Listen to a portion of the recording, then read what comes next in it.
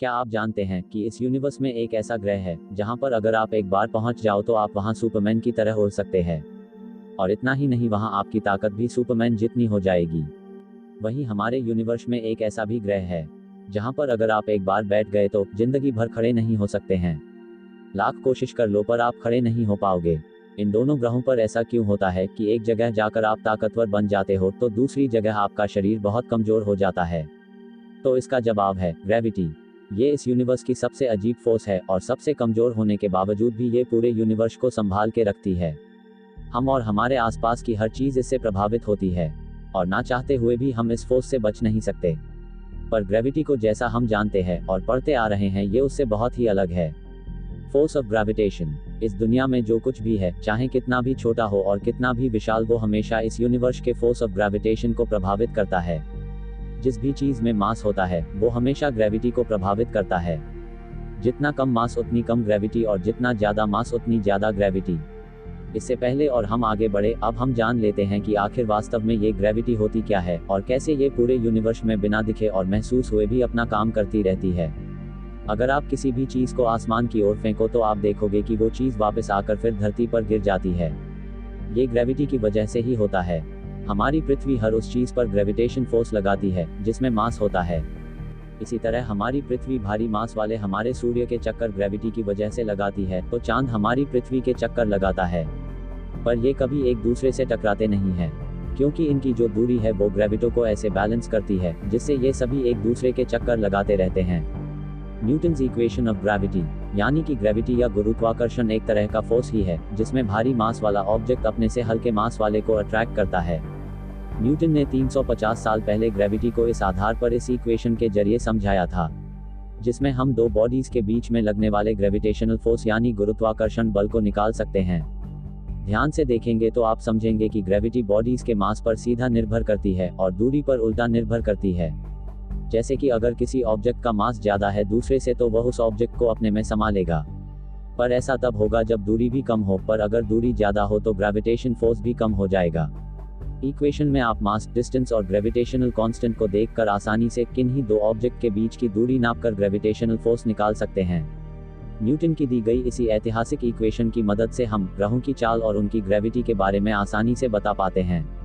जैसे पृथ्वी हमें gravitational force की वजह से अपनी ओर खींचती है, तो हम भी पृथ्वी को अपनी ओर खींच रहे हैं। वास्तव में हम दोनों ही ग्रेविटेशनल फोर्स को बना रहे हैं, पर पृथ्वी का मास हमसे बहुत बहुत ज्यादा है तो हम उसकी ओर ही खींचे चले आते हैं। पृथ्वी की सरफेस ग्रेविटी 1g है, जिसका मतलब है कि हम पृथ्वी पर 9.8 मीटर पर सेकंड स्क्वायर की एक्सेलरेशन के साथ पृथ्वी की तरफ खींचे चले आते हैं। जिसका अर्थ है कि जब हम पृथ्वी की ग्रेविटी के संपर्क में आते हैं तो प्रति सेकंड 9.8 मीटर की रफ्तार के बदलाव से गिरते हैं। यानी हर सेकंड हमारी गिरने की स्पीड 9.8 करीब 10 मीटर बढ़ जाती है। इसी कारण जब आप किसी चीज को पहाड़ से फेंकते हैं तो उसके गिरने की स्पीड बढ़ती रहती है। पर ये जो हमारे गिरने की रफ्तार है, ये ही पृथ्वी का ग्रेविटेशनल फोर्स है। इसे ही ग्रेविटी कहते हैं। इसी यूनिट के जरिए ही हम पृथ्वी पर हर इंसान का वेट निकालते हैं।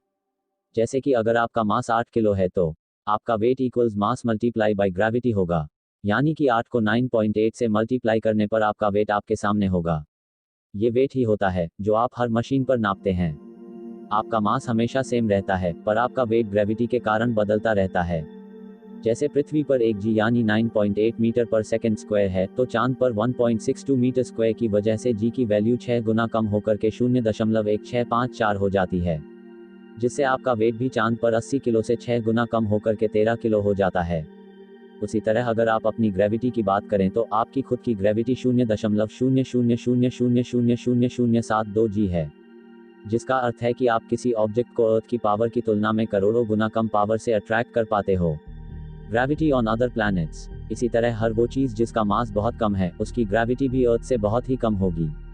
पूरे सोलर सिस्टम में पृथ्वी से ज्यादा ग्रेविटी केवल सैटर्न, जुपिटर और नेपट्यून ग्रह पर है। वीनस प्लेनेट और अर्थ की सरफेस ग्रेविटी लगभग बराबर ही है, और शनि ग्रह की भी ग्रेविटी लगभग पृथ्वी के बराबर ही है। अगर आप वीनस और सैटर्न ग्रह पर उतर भी जाते हो तो आपको ज्यादा कोई फर्क नहीं पड़ेगा। आपका भार जितना पृथ्वी पर था लगभग उतना ही इन ग्रह पर भी रहेगा। पर हालात आपके जुपिटर पर खराब हो सकते हैं। जुपिटर की सरफेस ग्रेविटी पृथ्वी की तुलना में 2.5 गुना ज्यादा है। जिसका सीधा मतलब है कि ये ग्रह आपको पृथ्वी की तुलना में 2.5 गुना तेज स्पीड से अपनी ओर खींचेगा। कितनी ग्रेविटी को आप झेल सकते हैं? हम इंसान बहुत कमजोर हैं, केवल 5G फोर्स में ही हमारा शरीर जवाब देना चालू कर देता है, चक्कर आकर हम बेहोश हो सकते हैं। 9G फोर्स हमें तब महसूस होता है जब हम सुपरसोनिक प्लेन पर बैठे हों। 11G पर हम पर इतना फोर्स होगा कि हम चाहकर भी उठ नहीं पाएंगे।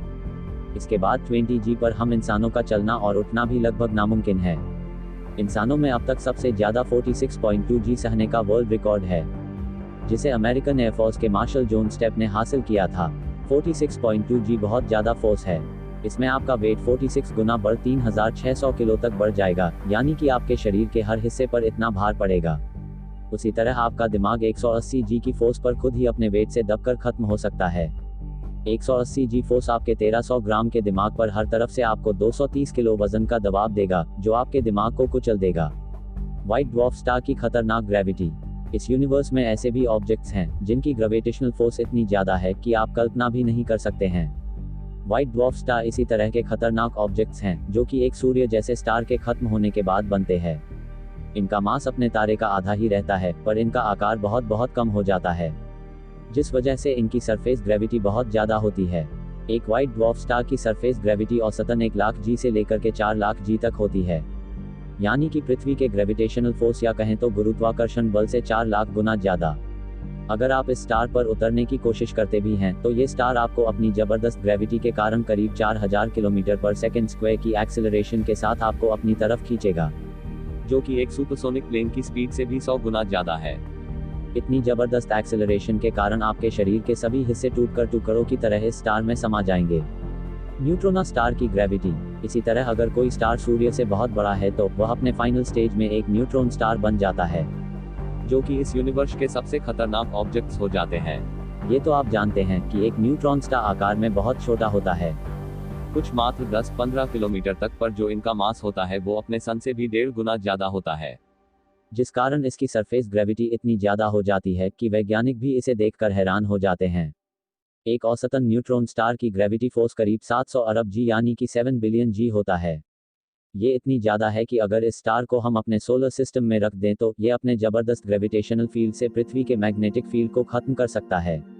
आपके क्रेडिट कार्ड से लेकर के कंप्यूटर स्टोरेज डिवाइस सभी की सभी इस न्यूट्रॉन स्टार से निकलने वाले स्ट्रेंज पार्टिकल से खत्म हो जाएंगी। न्यूट्रॉन स्टार की इस जबरदस्त ग्रेविटी को हम न्यूटन की क्लासिक मैकेनिक्स से नहीं समझ सकते हैं। इसके लिए हम आइंस्टाइन की जनरल थियरी ऑफ रिलेटिविटी का सहारा लेते हैं, जो कि इस पूरे यूनिवर्स को स्पेस टाइम कर्व के रूप में देखती है। इसके बाद ब्लैक होल की इन्फिनिट ग्रेविटेशनल फोर्स के बारे में तो आप जानते ही हैं, जो मासलेस पार्टिकल फोटोन यानी लाइट को भी अपनी ग्रेविटी से नहीं छोड़ती। ब्लैक होल अपना सारा मास एक सिंगुलैरिटी यानी कि एक पॉइंट पर रखते हैं, जिस वजह से इनकी ग्रेविटी को कोई नाप नहीं सकता। शायद भविष्य में हम कर पाएं, पर फिलहाल तो हमारे लिए ये एक पहेली है।